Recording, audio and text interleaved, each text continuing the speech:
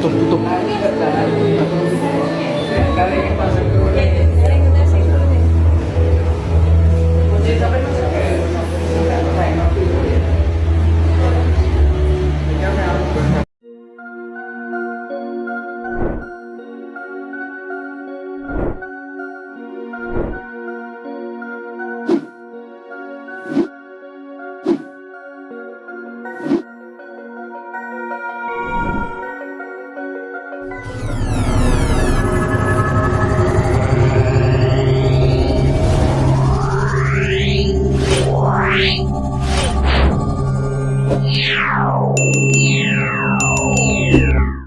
Lelipur, Dik.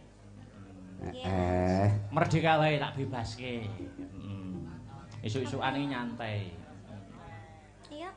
Apa ki? Jalukane apa no? Permintaane apa? Jam 12 juga boleh. Nggih. Gitu. Ya. Kalian jenengan? Lho karo kowe no. Ya. Kalian jenengan monggo. Nek kalian jenengan. Nanang nyapa to kok malah gak milih aku ya. Lah, rasain lah. Lanang iki pendatang rezeki lho yang meneng-meneng. Mak brul-brul Pak. Mau arep tak kei THR malah rasa. Lah, syukur. Kamu lebih memilih Mbak Enggar ya kamu. Aku pengen karo bandingin Jambu Alas. Nggih, monggo. Nggih. Siap. Asabar. Kondusif. Mohon izin. Wah, ngono bebas mawon. Yo, oke. Bebas pisan. Nggih. Monggo. Antun tak dentun tak yo. Pak, Sut. Malih. Nggih. Tanduk malih. Lah piye to? Tanduk to. Nggih, Pun. Aman Mas Akbar. Tenang mawon. Wah, tenang kowe. Yes. Ya, terakhir ora apa-apa ya, terakhir. Sewengi digawe meriah Mas Akbar. Nggih. Oke. Nggih. Terus. Monggo. Oke, boga. Ya. Nggih. Ya, Pak. Ya. Apa ki? Ya. Asik. Kok piye to jare? Untuk nelakon. Nggih. Monggo Mas Bagong. Nggih, keripik gedang keripik telo ya Mas Gareng. Sami-sami. Gedang waton roto. Ayo pelak. Yo. Nutuke lakon Semar mbangun kaya ngapa babaring lelakon.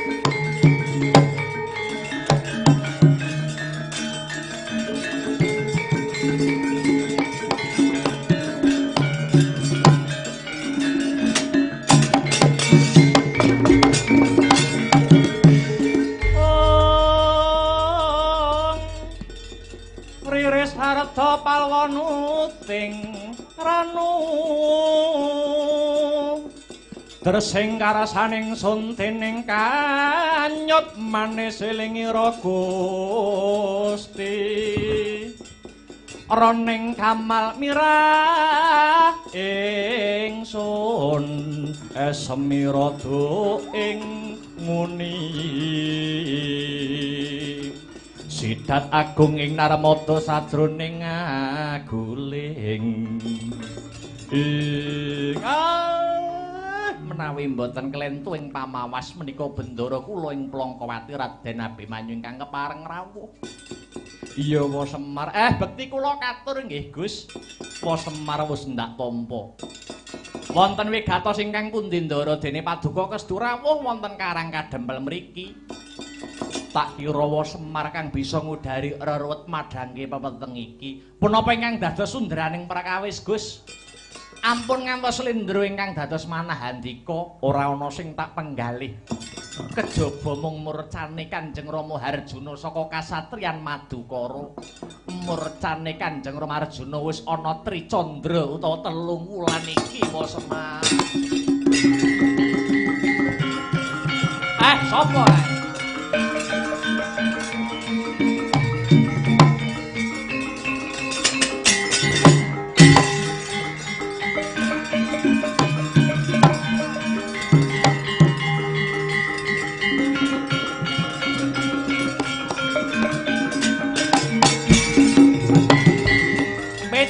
Wis bali ana Praja Ngamarta. Iya, Ma. Niki kula sawang Ndara Abimanyu. Iya, Petruk. Bekti kula katur nggih, Den. Iya, Petruk wis ndak tampa. Kepiye? Kepiye asile kowe saka negara Ngamarta antuk gawe apa ora? Ngene ya, Pak. Sak tekaku ana Sitinggil Praja Amarta iki mau jebule kedhisikan karo rawuh sinuwuning Mandura Prabu Baladewa. Kang sarimbit karo Patih Ngastina ya kuwi Patih Sengkuni. Lah tinemune sinuwun Prabu Baladewa ya duwe perlu kang padha ya kuwi nyilih wujude jimat Jamus Kalimasada. Wekasane dadi geger nganti dipisah kelawan Ndara Werkudara. Sak rampunge dipisah Ndara Puntadewa nyusul njuk ngendika isine pangandikan sapa wae bakal disili wujuding jimat Jamus Kalimasada yen bisa mujudi kembang sing jenenge Sekar Jati Wasesa. Kabeh mau wangsit sing ditampa dening Prabu Puntadewa, Pak.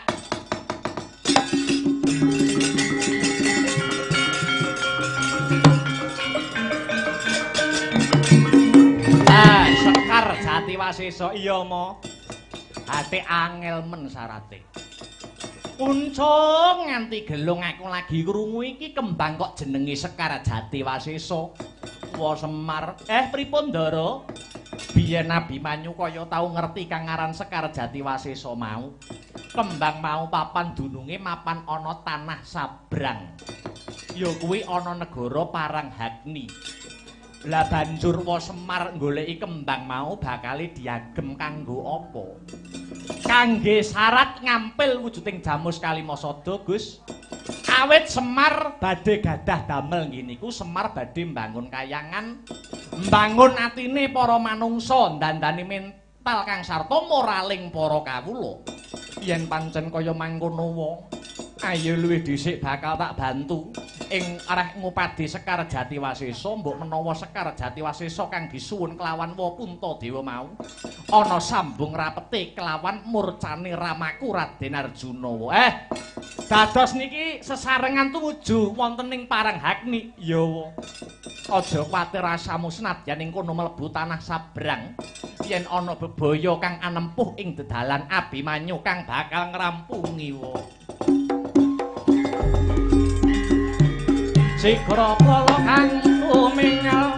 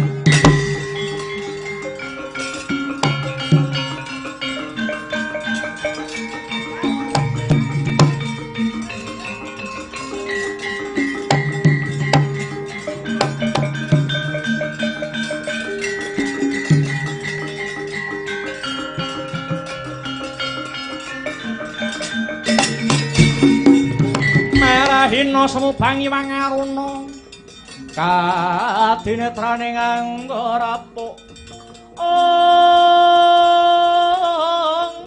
sabaning kukila ringkane goro saketer kidonganing kunglir wuwu sing pinepanca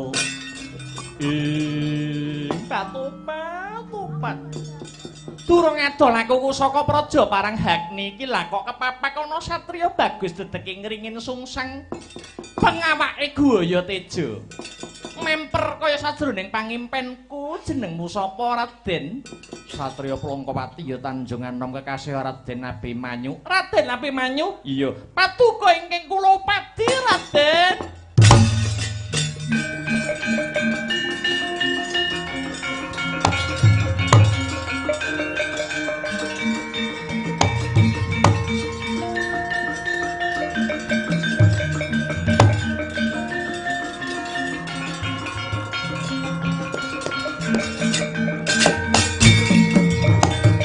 sira sing tuk ing arum ilining memanis hamleber mring kang cipta ding kowe golek Abimanyu nuwun inggih Raden bares mawon rinten pantaraning dalu kula tansah kimpenan wewayangan handika Raden Abimanyu kula pasrah jiwaraga dumateng paduka Raden keparenga kula suwita dumateng Raden Abimanyu.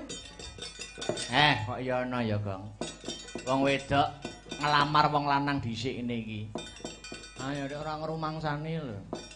Dara Abimanyu priyayine bagus sing wedok rupane mringis.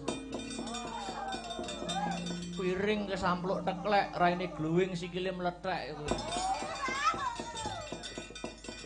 Kusik to. Kowe kuwi jenengmu sapa lan saka ngendi pinangkamu?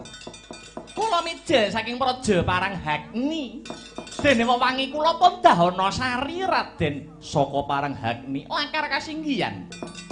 Bebana punapa ingkang kedah kula wujuti. Badhe kula sembadani Raden.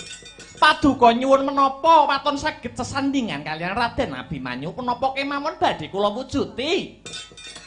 Aku ora butuh Mas Picis Raja Brana nanging aku mung nyuwun pitukon wujude Sekar Jatiwasesa. Manut kabar kang sumebar pawarta kang marata, Sekar Jatiwasesa mapane ana negaramu parang Hagni. Leres dawuh handika Raden. Paduka ngrasakaken Sekar Jatiwasesa, iya aku mung nyuwun kuwi Daunasari. Sumangga kula kanthi wonten negari kula parang Hagni paduka Raden kula aturi methik piyambak Raden.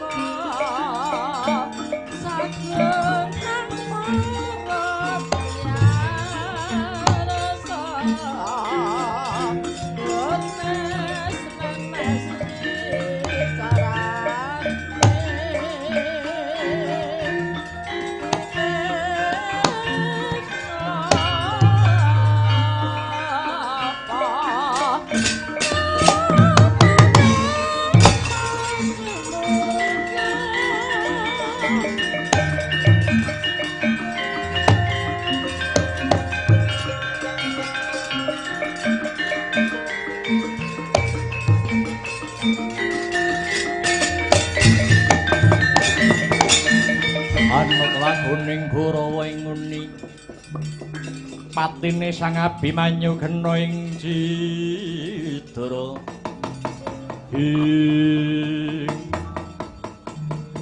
Wa Semar iki wis tekan ana jroning praja parang Hagni. Sarta wis antuk palilah methik wujuding Sekar Jatiwasesa. Kadose kula sawang nggih tenginggil nika sing diarani Sekar Jatiwasesa. Iya Wa Semar yen wis kelakon ndak pethik wujuding Sekar enggal-enggal lumayu wae saka papan kene aja nganti Abimanyu rabi kelawan Dahana Sari kang baku. Sekar Jati Wasesa wis diantuk kinarya syarat wa Semar bakal ngampil wujuding Jamus Kalimasada.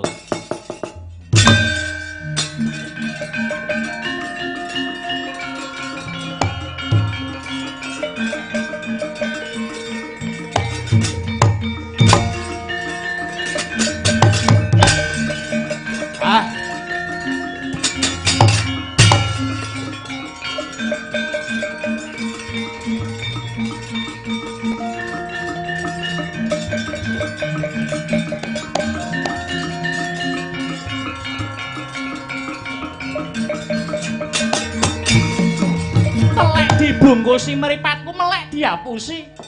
Jebule Raden Abimanyu mung melek kelawan kembang Jati Wasesa. Panjenengan mlayu, panjenengan ngoncati janji. Tak tututi kowe Raden Abimanyu.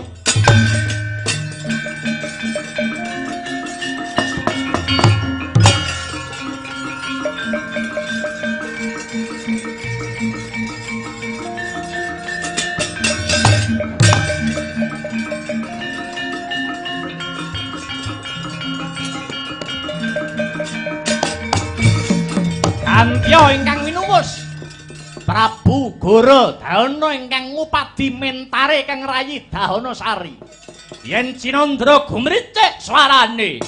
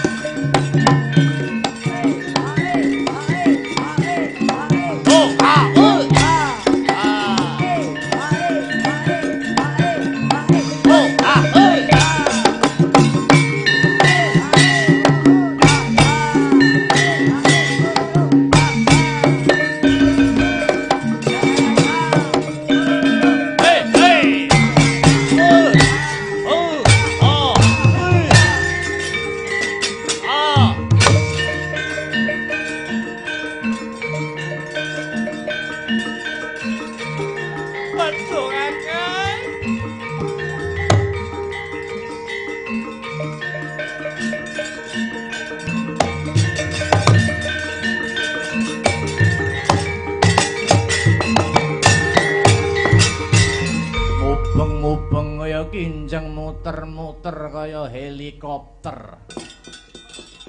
Anggonku goleki kowe taono sari. Waduh, kedrawasan Kakang, kedrawasan. Kedrawasan piye? Aku wis kelakon ketemu kelawan momani ing kalbu ya kuwi Raden Abimanyu. Sekawit Raden Abimanyu gelem nampa katresnaning Daonosari, nanging kudu nganggo pitukon wujude Sekar Jatiwasesa. Satemah Raden Abimanyu tak kanthi ana praja Paranghagni. Bareng Sekar Jatiwasesa wis dipethik karo Abimanyu, Abimanyu tinggal glanggang colong playu. Raden Abimanyu tega karo aku Kakang piye?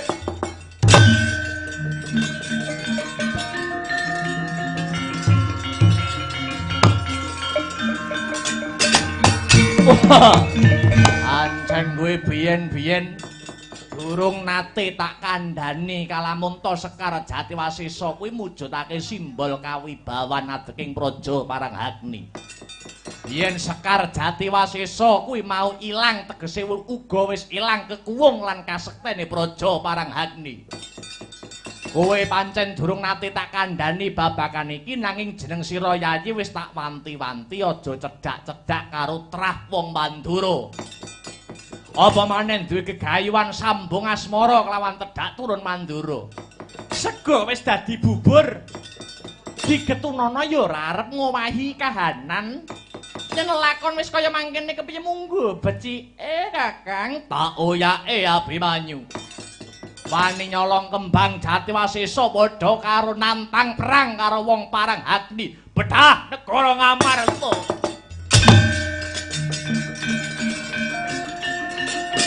Oh.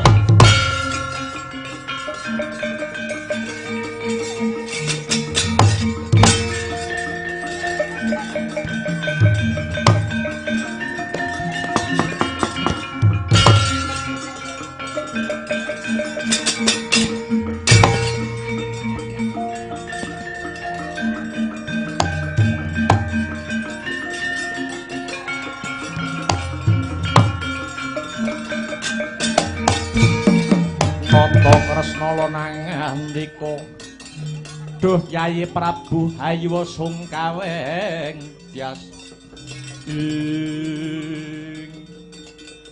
lonjong mimis lampahipun melar mingkus napasipun mriku kok Prabu ing Mandura. Iya Kresna. Wonten wigatos ingkang pundi kok sajakipun nggih. Aku bantunen ya Kresna. Aku bantunen. Sekawit aku bakal ngampil wujuding Kalimasada marang Yayi Prabu Puntadewa nanging jebule sakliyane aku bocah Karang Kadempel si Petruk uga bakal ngampil wujuding Kalimasada. Satemah dredah munggahe panca bakah. Petruk arep tak tamani pusaka Kyai Nenggala lan Lugara lah kok pusakaku loro iki muspra Kresna. Gamanku ilang iki piye Kresna? Kira-kira pusakaku mapan ana ngendi? Mangke riyen to Koko Prabu. Lah kok paduka Koko Prabu ngampil Kalimasada niku mengku sedya ingkang pundi? Krana aku tinangisan Yayi Prabu Duryudana. Negara Ngastina sak mengko lagi ketaman pageblok Mayangkara kudu diruwat sarana Kalimasada.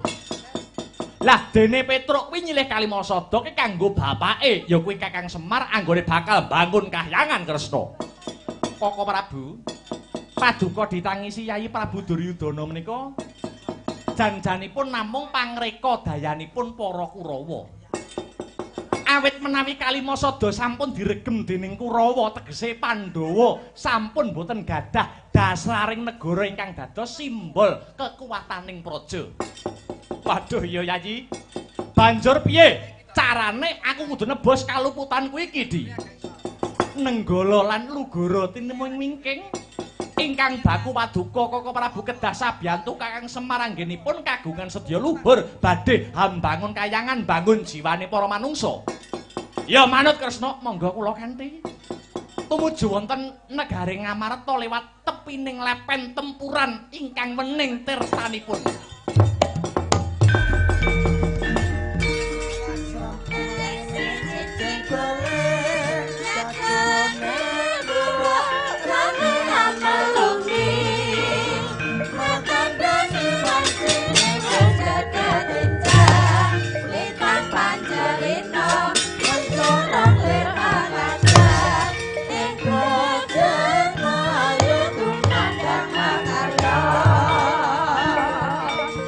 Dumalang sejeng kulit Jakune guru Lalu amalungi Mata dene wajine bos kakak denjang Lintang panjerino Ngencorong lir amaja Ngeprojen Melayu kumandang mahayo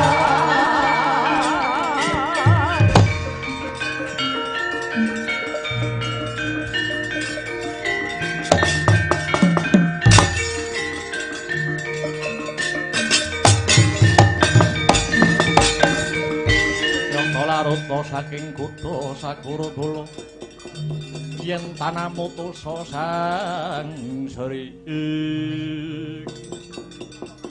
Kakang Semar kang prapta ning Stinggil Ngamarta inggih Ndara kula sampun saged mujuti ingkang winastan Sekar Jati Wasesa Mara Gage aturna panjenengan ingsun enggal tak ampili wujuding jimat Jamus Kalimasada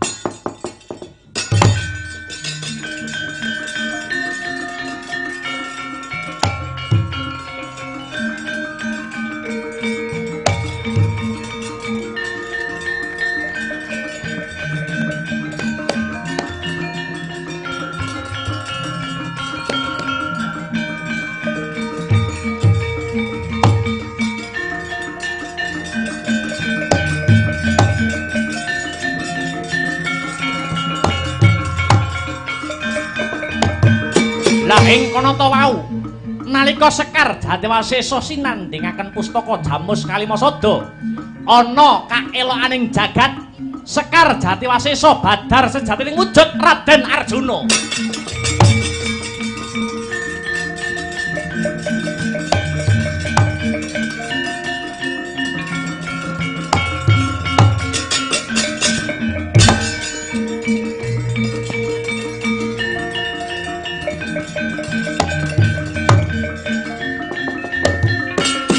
Hong ilah ing sekaring bawana langgeng titah ulun ger Puntadewa aja hayo kaget ulun Bathara Indra kang nyingetake utawa ndelikake adimu panengah Pandhawa si Arjuna Arjuna bisa dadi wujuding kembang awit pun ulun mung bantu Semar Badranaya kang kagungan niat luhur kepingin hambangun kahyangan kuwi amung pasemon Semar kepingin nyilih Kalimasada supayane para Pandhawa aja lali kelawan Kalimasada.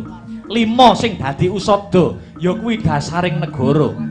Awit Pandhawa mono wujud babare Kalimasada, Puntadewa kang dadi simboling panembah, Werkudara simbole rasa kamanungsan, Janaka simbol rasa kamanunggalan, Nakula lan Sadewa ingkang dadi simbol musyawarah lan rasa keadilan. Kenang apa sing tak singetake kok Janaka krana Janaka mujudake lambanging kamanunggalan awit negaramu dumadi saka beda-bedane suku agama lan golongan wilayah uga kapérang saka pulo sing bebanjaran kabeh kuwi bakale bisa tentrem lamun negara iki ngugemi rasa manunggalan rasa kamanunggalan Pandhawa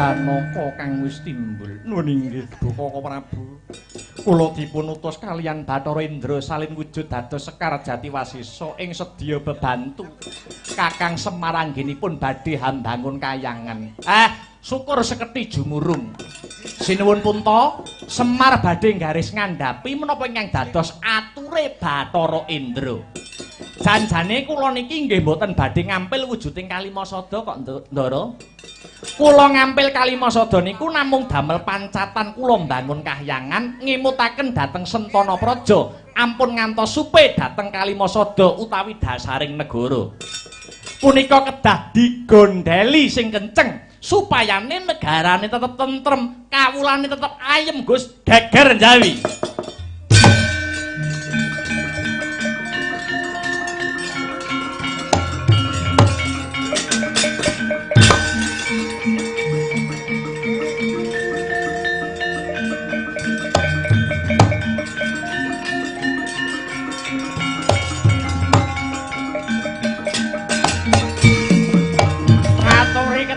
Sinuwun. Dhateng Jawi wonten raseksa kalih buta lanang wedok. Ngamuk punggung Suratamtaha wonten Praja Ngamarta. Koko Prabu. Punika jatahipun Koko Prabu kagem nebus sedaya dosa kalepatan Paduka. Ya, Baladewa sing ndadake Kresna.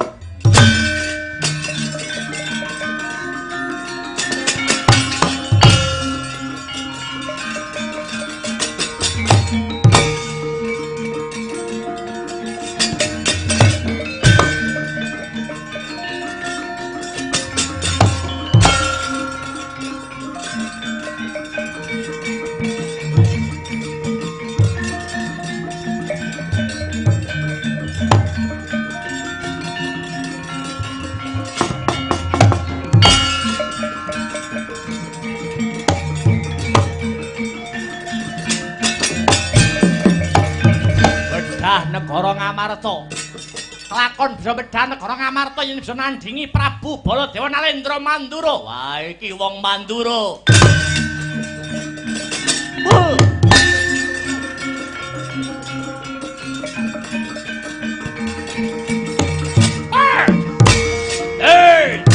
Ayo.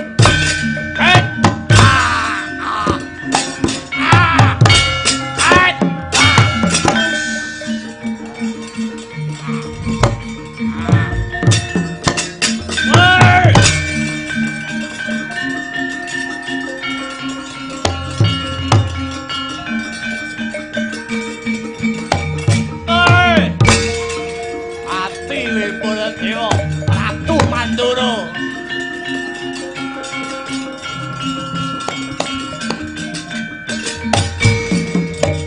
Prabu Baladewa den piting wani kelawan Prabu Gorodana. Nata ing Mandura prasasat kaya wis linalosan notot bebayune.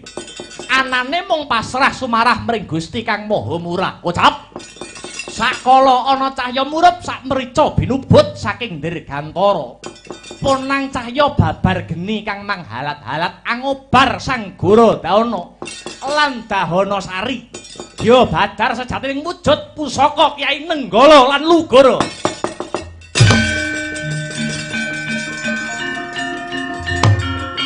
Sampun.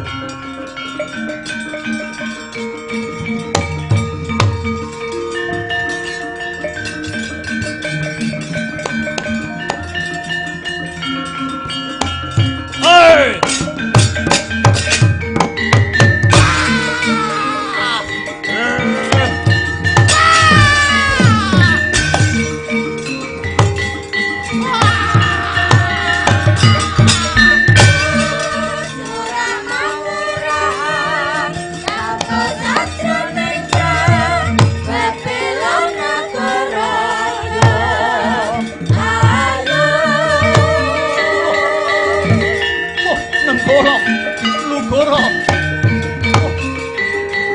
Wah, pusakaku.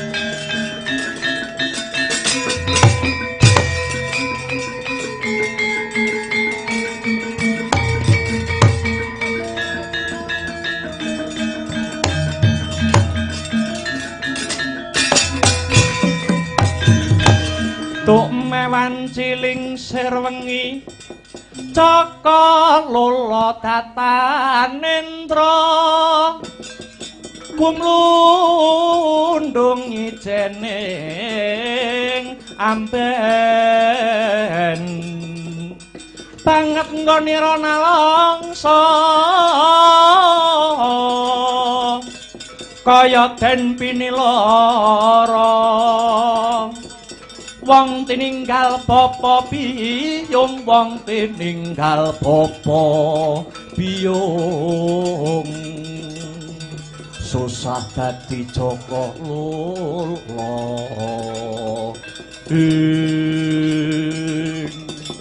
Rama Pukulun Bathara Brahma ingkang tumedhak hamrepeki kang putra Baladewa ya.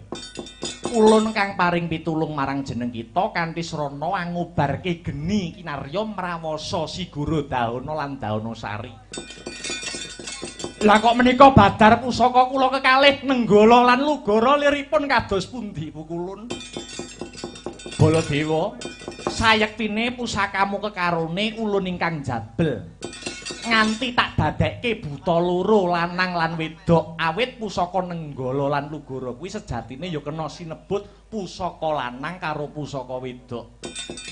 Nenggala sing wujude dawa kuwi pusaka lanang. Lugara sing wujude mlenuk kuwi pusaka wedok. Pusaka tak jabel krana ulun bebantu Kyai Semar anggone duwe niat kang luhur mbangun kahyangan, mbangun jiwane para manungsa. Nyatane jeneng kita Baladewa sekawit belani Kurawa lan ngentengke gegayuhane Kyai Semar sing dadi pamonging tanah Jawa. Apa maneh jeneng kita Baladewa bakal mateni Petruk nganggo pusakamu. Baladewa, apa jeneng kita ora eling nalikane ulun menehi pusaka kekarone iki marang jeneng kita? Ulun wis meling pusaka iki kanggo srana memayu hayuning bawana. Njejekake lajering kautaman. Ora kanggo srana sewenang-wenang. Waduh, kula nyuwun pangapunten Pukulun awit saking putunging raos cubluking pangertos ngantos Baladewa tumindak ingkang nalisir saking bebener. Pusakamu kekarone wis bali gunakno kanthi bener becik. Njaluka pangapura marang Kyai Semar. Muga-muga kanthi Baladewa njaluk pangapura marang Kyai Semar kang dadi simboling wong cilik bisa dadi srana guyub lan rukun manunggaling kawula Gusti. Manunggaling pejabat kelawan rakyat sentana kelawan para kawula. Srapakia anak ngungkung guyub dilakoni Rapa aranca katon siga sinayaan mobiloko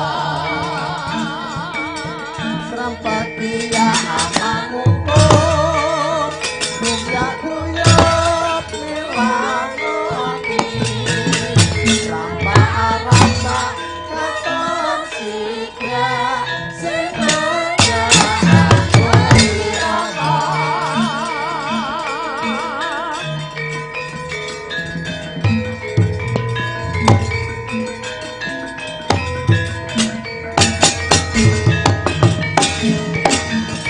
Oh Kakang Baladewa sing luput pranyata luhur gegayuhanmu Kyai Semar. Astabrata